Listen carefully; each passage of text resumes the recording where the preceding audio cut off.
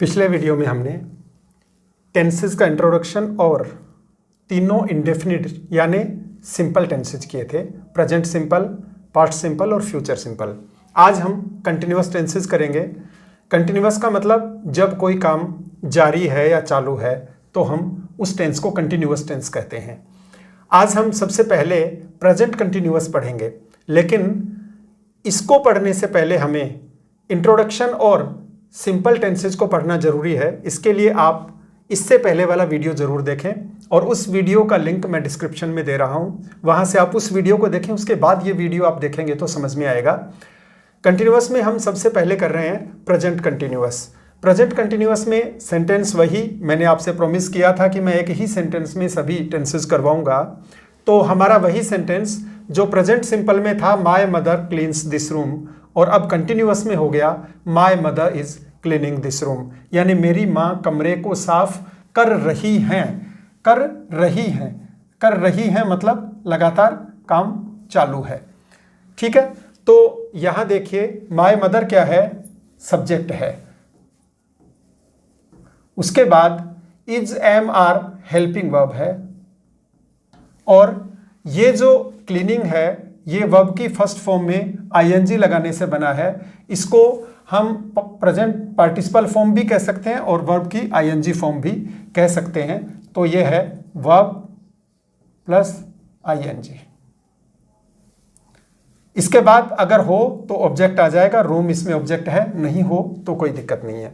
अब यहां सवाल ये पैदा होता है कि हमने हेल्पिंग वर्ब में बोला कि इज एम या आर, तो इज कब आएगा, एम कब आएगा और आर कब आएगा, ये हमको खुद तय करना पड़ेगा। सबसे पहले हम बात करते हैं इज की, यानी इज तब लगाएंगे हम जब सब्जेक्ट क्या होगा, सिंगुलर नंबर होगा, सिंगुलर सब्जेक्ट।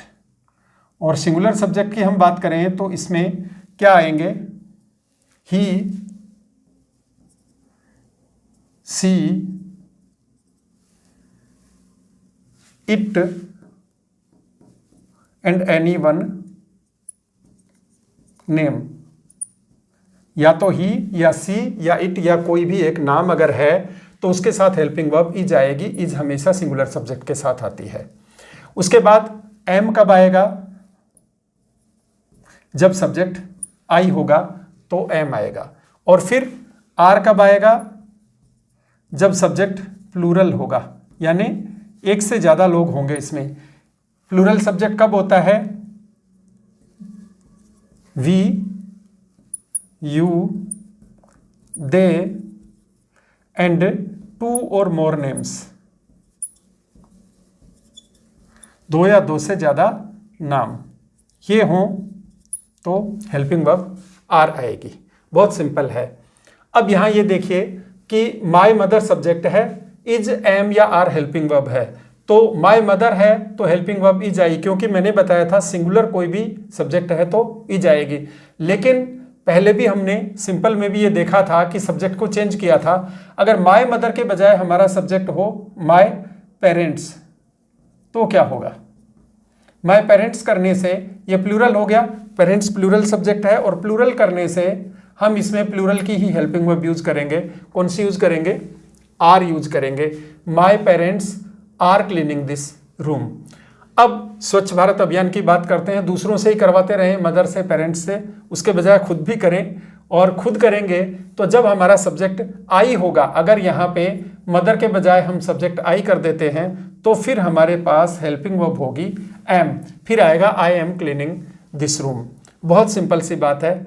इस टेंस में हम सबसे पहले सब्जेक्ट, उसके बाद हेल्पिंग वर्ब इज एम या आर यूज करते हैं, और उसके बाद वर्ब की फर्स्ट फॉर्म के साथ आईएनजी, जिसको हम प्रेजेंट पार्टिसिपल फॉर्म भी कहते हैं। उसके बाद अगर ऑब्जेक्ट हो तो ऑब्जेक्ट कर देंगे, नहीं हो तो चलेगा। अब सवाल यह है कि इज कहाँ आएगा, सिंगुलर सब्जेक्ट के साथ ही जाएगा। सिंगुलर में है ही, सी, इट या कोई भी एक नाम।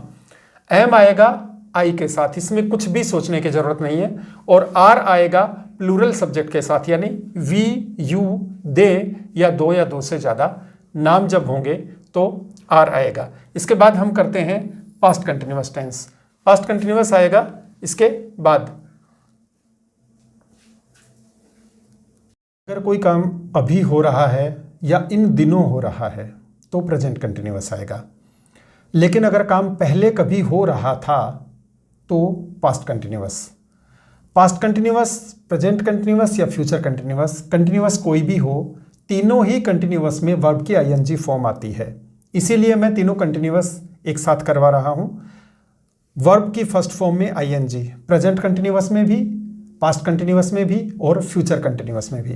अभी हमने प्रेजेंट कंटिन्यूअस में देखा था कि सब्जेक्ट के बाद वर्ब की फर्स्ट फॉर्म और उसमें आईएनजी और उससे पहले हेल्पिंग वर्ब इज, एम या आर। फर्क सिर्फ इतना पड़ता है, तीनों में आईएनजी फॉर्म आएगी लेकिन हेल्पिंग वर्ब तीनों की अलग अलग होगी। प्रेजेंट कंटिन्यूअस में इज, एम या आर हेल्पिंग वर्ब होगी और पास्ट कंटिन्यूअस में वाज या वर। ये सेंटेंस हमारा पास्ट कंटिन्यूअस का, इसमें माय मदर हमारा सब्जेक्ट है, सब्जेक्ट माय मदर। उसके बाद वाज हमारा हेल्पिंग वर्ब है और क्लीनिंग वर्ब की फर्स्ट फॉर्म में आईएनजी या जिसको कहें प्रेजेंट पार्टिसिपल फॉर्म। और फिर आ रहा है दिस रूम हमारा ऑब्जेक्ट, साफ करने से रूम साफ होता है इसलिए ये हमारा ऑब्जेक्ट है। अब यहाँ बाकी सब चीज़ें क्लियर हैं। सबसे पहले सब्जेक्ट आएगा, फिर हेल्पिंग वर्ब आएगी, फिर वर्ब की आईएनजी फॉर्म आएगी और ऑब्जेक्ट आएगा। लेकिन हेल्पिंग वर्ब कहाँ क्या आएगी ये हमको सोचना पड़ेगा। अभी माय मदर है तो हेल्पिंग वर्ब वाज आया। अगर ये माय पेरेंट्स होता तो वाज के बजाय वर, क्यों? क्योंकि पेरेंट्स प्लूरल है, तो ये होता माय पेरेंट्स वर क्लीनिंग, आगे ऐसा का ऐसा आ जाता। ठीक है, तो सब्जेक्ट सिंगुलर था तो हेल्पिंग वर्ब वाज थी, सब्जेक्ट प्लूरल हुआ, हेल्पिंग वर्ब वर हो गई। अब चलिए एक बार को देख लेते हैं। अगर सब्जेक्ट आई होता तो क्या होता? आई के साथ भी वही आता, I was cleaning this room. यानी सिंगुलर सब्जेक्ट के साथ वाज, प्लूरल के साथ वर, और आई भी चूंकि सिंगुलर है इसलिए आई के साथ भी वाज आएगा। तो हम ये देखते हैं कि वाज कहाँ आएगा। वाज वहाँ आएगा जहाँ सिंगुलर सब्जेक्ट है, यानी एक वचन करता, एक आदमी कोई काम को करने वाला है तो हम उसको सिंगुलर सब्जेक्ट मानेंगे। ये वाज किस किस के साथ आएगा? आई, ही, सी, इट और कोई भी एक नाम यानी एनी वन नेम, इनके साथ वाज आएगा और बाकी प्लूरल के साथ वर आएगा। वर तब आएगा जब सब्जेक्ट प्लूरल होगा, वर यानी प्लूरल सब्जेक्ट। बहुत सिंपल है। प्लूरल सब्जेक्ट में कौन कौन से होते हैं? प्लूरल सब्जेक्ट आपको बता देता हूं। इसमें you, we, they and two or more names, दो या दो से ज़्यादा नाम। नाम दो या दो से ज़्यादा होने चाहिए। अगर एक है तो सिंगुलर में आएगा, उसके साथ वाज आएगा, और दो या दो से ज़्यादा आएंगे तो वर आएगा। एक बार फिर से देख लेते हैं इसको। पहले सब्जेक्ट, सब्जेक्ट के बाद वाज या वर, उसके बाद वर्ब की आईएनजी फॉर्म और उसके बाद जो भी ऑब्जेक्ट है। ऑब्जेक्ट नहीं है तो कोई दिक्कत नहीं। अब वाज कब आएगा, वर कब आएगा, ये हमको देखना पड़ेगा। वाज तब आएगा जब सब्जेक्ट सिंगुलर है और वर तब आएगा जब सब्जेक्ट प्लूरल है। इसमें कहीं कोई दिक्कत हो तो कमेंट बॉक्स में लिखें। ये हमारा पास्ट कंटिन्यूअस था। अब करेंगे फ्यूचर कंटिन्यूअस। अब बात करते हैं फ्यूचर कंटिन्यूअस की। अगर फ्यूचर में कभी कोई काम हो रहा होगा या चल रहा होगा तो फ्यूचर कंटिन्यूअस आएगा। ये मैंने आपको पहले भी बताया था कि कंटिन्यूअस कोई भी हो, तीनों में वर्ब की फर्स्ट फॉर्म के साथ आईएनजी तो आएगा ही आएगा। फिर चेंज क्या होगा ये भी मैंने आपको बताया था कि सिर्फ हेल्पिंग वर्ब चेंज होगी। तीनों फ्यूचर कंटिन्यूअस में वर्ब की फर्स्ट फॉर्म में आईएनजी तो आएगा, लेकिन हेल्पिंग वर्ब तीनों में अलग अलग आएगी। प्रेजेंट कंटिन्यूअस में इज, एम या आर, पास्ट कंटिन्यूअस में वाज या वर, और फ्यूचर कंटिन्यूअस में आएगी शैल बी, शैल या विल बी। ठीक है, तो यहाँ देखिए माय मदर सब्जेक्ट है, सबसे पहले आया सब्जेक्ट, उसके बाद शैल या विल के साथ बी, या यूं कहें शैल बी या विल बी। तो शैल और विल प्लस बी, या इसको यूं कहें शैल बी या विल बी। फिर उसके बाद वर्ब की आईएनजी फॉर्म आएगी और होगा तो ऑब्जेक्ट आ जाएगा, वरना कोई प्रॉब्लम नहीं। तो माय मदर सब्जेक्ट है, उसके बाद शैल या विल, और फिर बी और वर्ब की आईएनजी फॉर्म। मैंने फ्यूचर सिंपल में पहले वाले वीडियो में बताया था कि शैल या विल सब्जेक्ट के अकॉर्डिंग आएगा। अगर सब्जेक्ट फर्स्ट पर्सन है तो शैल आएगा, और सेकंड या थर्ड पर्सन है तो विल आएगा। ऑर्डिनरी केस में, मैंने इंडेफिनिट में ये बताया था कि ऑर्डिनरी केस में ऐसा होता है, लेकिन अगर कोई बात जोर दे के की जाए, वादा किया जाए, प्रतिज्ञा की जाए, धमकी दी जाए, तो शैल और विल का यूज उल्टा हो जाएगा, यानी आई वी के साथ विल आ जाएगा और बाकी सबके साथ शैल। फिलहाल यहाँ हम ये देखेंगे कि कंटिन्यूअस में सब्जेक्ट अगर फर्स्ट पर्सन है, आई या वी है, तो हमारी हेल्पिंग वर्ब आएगी शैल, और अगर सब्जेक्ट सेकंड पर्सन या थर्ड पर्सन है तो हेल्पिंग वर्ब आएगी विल। तो शैल कहाँ आएगा?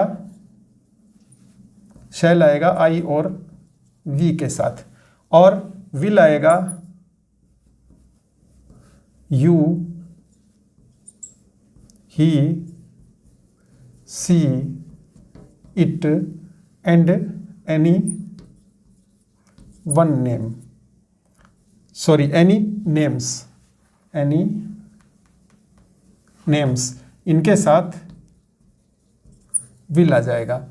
बहुत सीधा सा है, तीनों कंटिन्यूअस हो गए। प्रेजेंट कंटिन्यूअस में हेल्पिंग वर्ब इज, एम या आर, और साथ में वर्ब की आईएनजी फॉर्म। पास्ट कंटिन्यूअस में हेल्पिंग वर्ब वाज या वर और वर्ब की आईएनजी फॉर्म, और फ्यूचर कंटिन्यूअस में हेल्पिंग वर्ब शैल बी या विल बी के साथ वर्ब की आईएनजी फॉर्म। ये तीनों हो गए कंटिन्यूअस टेंसेस। कंटिन्यूअस के बाद अगला टेंस हम करेंगे परफेक्ट टेंस।